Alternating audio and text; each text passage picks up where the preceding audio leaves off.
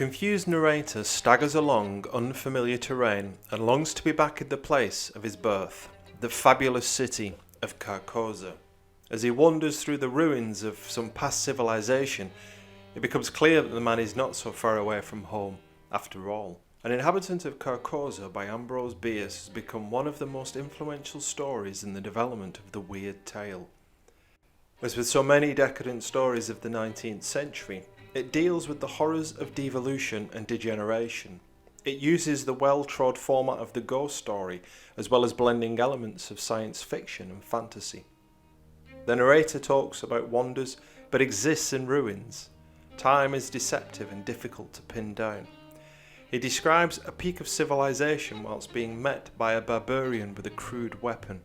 This appears to be a stranger in a strange land, but this is all misdirection. Published in 1886 by the endlessly fascinating Ambrose Bierce, this tale, as well as his other story, Ashton the Shepherd, serve as the foundations of various weird mythos that are still popular today.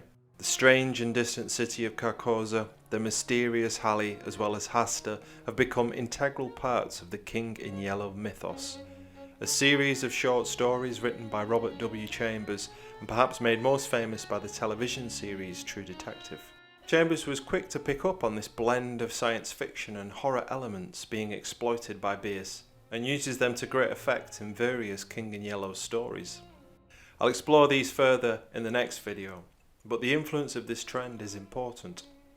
HP Lovecraft would reference Bierce and Chambers in his own short story Whisper in Darkness, where their inventions are listed in connection with Nyarlathotep, the Cthulhu mythos and creations of his fellow weird writers Clark Ashton Smith and Robert Bloch, who would later go on to pen the inspiration for Hitchcock's film Psycho. Later still, Karl Edward Wagner would use this strange mythos to create his own mesmerising tale, The River of Night's Dreaming. In fact, it could be argued that it all starts with Bierce. Both An Inhabitant of Carcosa and Ashton the Shepherd are truly short stories, which is the default home of the weird. For me, it's not one of Bierce's best tales. The twists are telegraphed and hardly come as a surprise. But with the weird, just as with the gothic before it, this is really the point. Atmosphere is king.